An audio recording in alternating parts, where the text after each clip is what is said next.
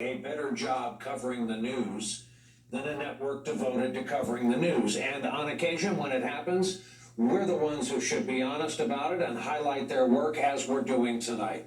If you see a lot of social media, then you know that Jordan Klepper does just that for The Daily Show with Trevor Noah. Klepper dives into Red America, Trump's America, and his interviews blow the minds of way too many Democrats. And yes, coastal elites in the mainstream media who have no other regular exposure to Trump's America while living their lives in blue or Whole Foods America. The same folks who were mystified with Trump's rise, same folks who never watched an episode of The Apprentice over 14 seasons.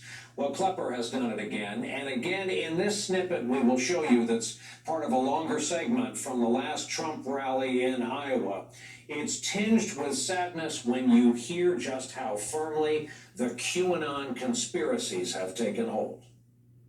Yes, the online conspiracy following a mysterious character known as Q was more popular than ever. Is that a Q? Yeah, Are you a Q supporter? certainly. Wasn't Q the whole thing that Trump would be reinstated as president? He's never left. There's no doubt in my mind, 150,000%. That he's still president of the United States? Really? Does he still hold the powers of the presidency?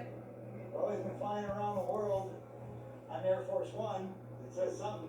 I thought Joe Biden's technically on Air Force One. No.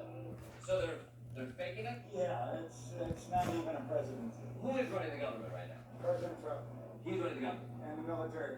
And he's running the military. So we should blame him for what happened in Afghanistan. No, But it's still his fault. it's way beyond my. Understanding. I'm not. Thank you for talking to me, George. Enjoy seeing current President Trump. Thank you. So you see, in Trump QAnon world, in that man's world, Biden has never been president. It does make you wonder how Trump would be allowed to run for a third term in 2024.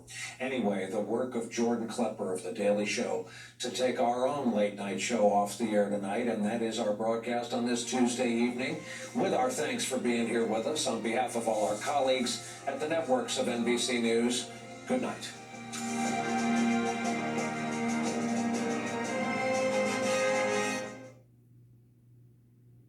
Thanks to home for joining us this hour. Boy, is this been a weird news day.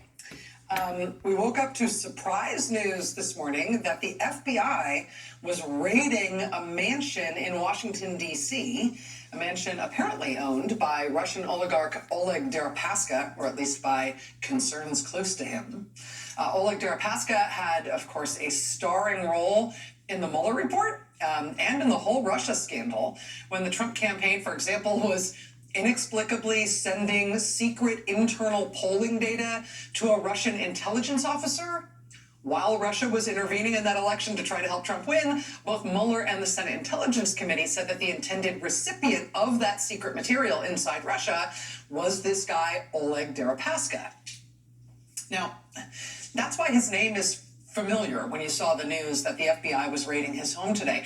We don't know why the FBI raided his home in D.C. and another place that he owns in New York City. But boy, do I have questions about that. We'll try to get some answers on that tonight. Again, that was surprise news today, though. This afternoon, we also got some surprise